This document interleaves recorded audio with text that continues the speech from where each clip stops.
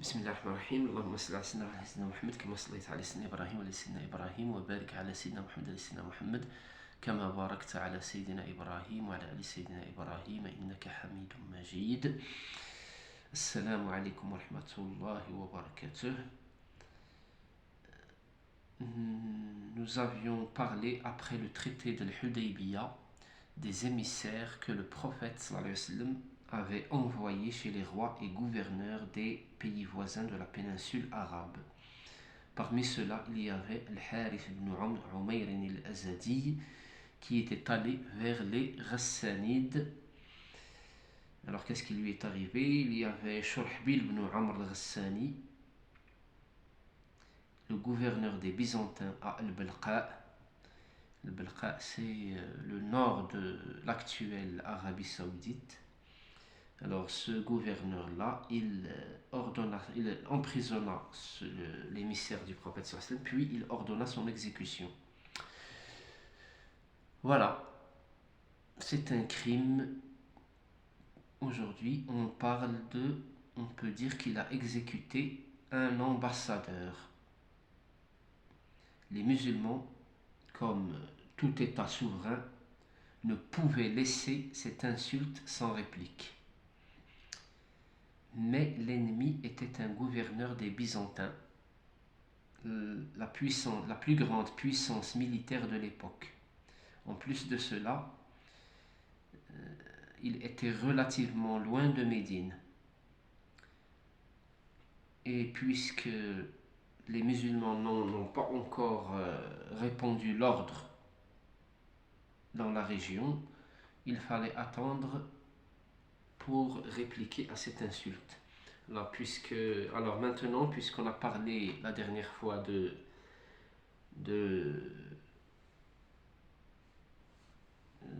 la soumission de la plupart des tribus avoisinantes de Médine, de la péninsule arabe en général, surtout de sa partie ouest, on peut dire que le moment de s'y mettre était venu.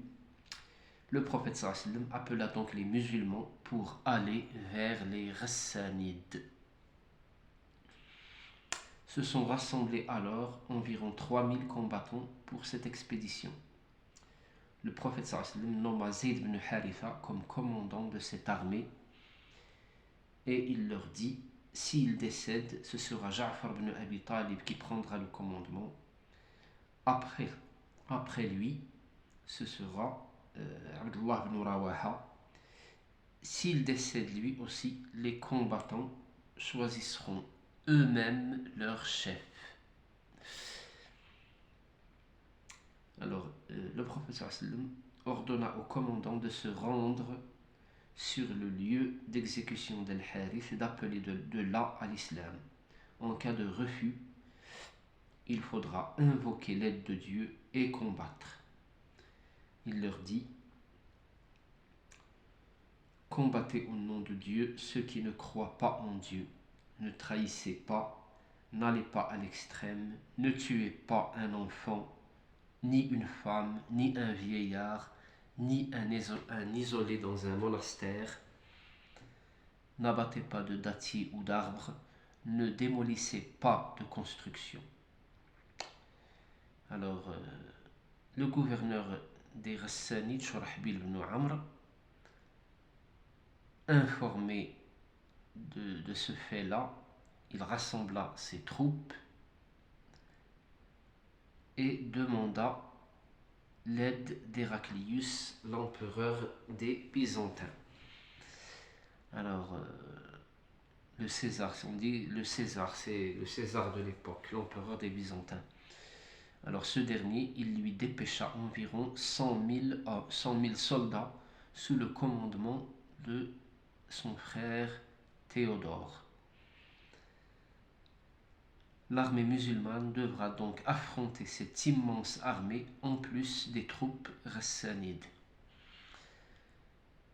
Alors les musulmans campaient dans un lieu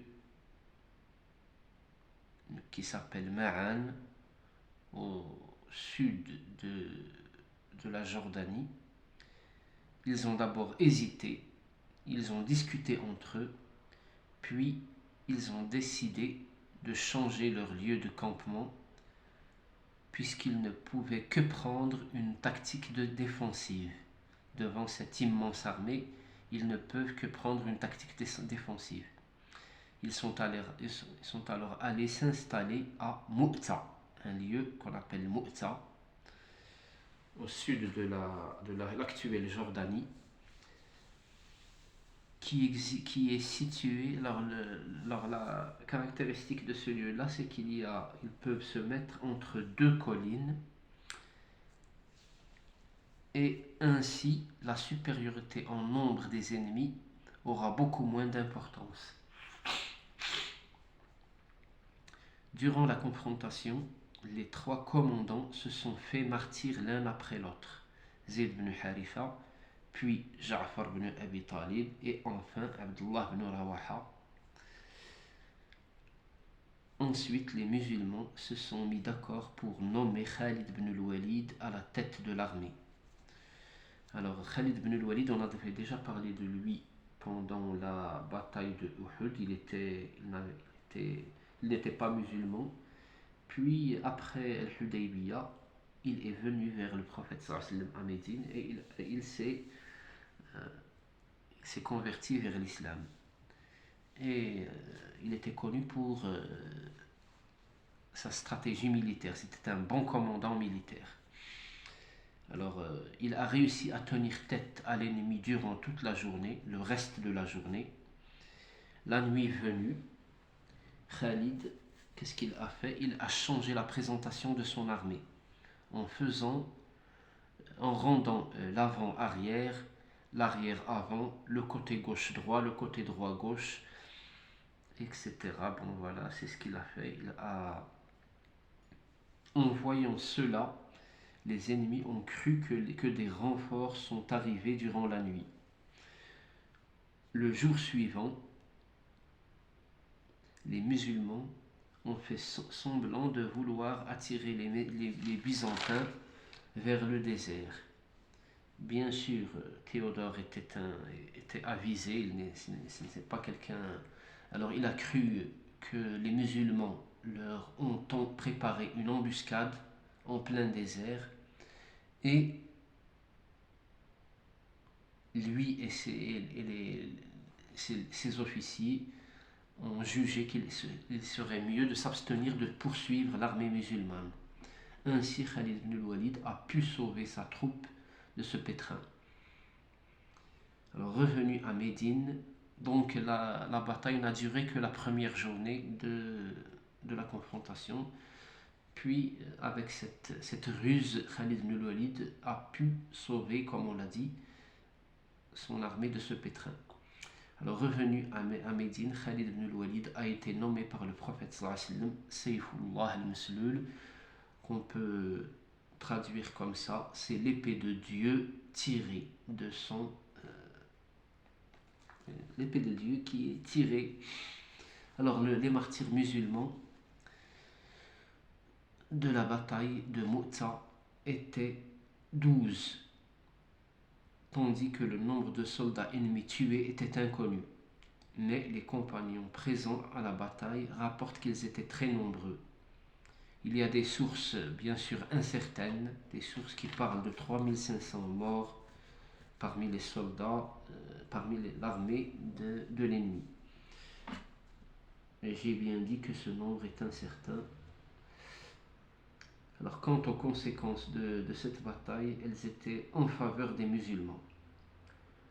Le retour sauf des musulmans, après avoir affronté l'armée la plus puissante de l'époque, a persuadé beaucoup de tribus arabes que les musulmans étaient vraiment aidés et protégés par Dieu.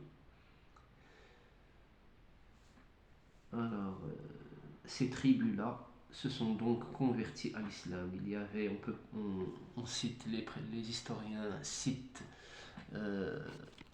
les Banu Sulaym, les Banu Ashja', Ghatafan, Dhubian, Fazara, etc. Toutes ces tribus se sont converties à l'islam. Et en plus de cela, cette bataille ouvrait la porte à l'appel à Dieu en dehors de la péninsule arabe. C'est une sorte de prélude à une longue confrontation entre les musulmans et les byzantins dont on parlera plus tard, Inch'Allah. Merci de m'avoir suivi. Veuillez bien vous abonner à cette chaîne, activer les alarmes et de nous aider par un petit pouce. Merci à tous. Salam alaikum wa rahmatullahi wa barakatuh.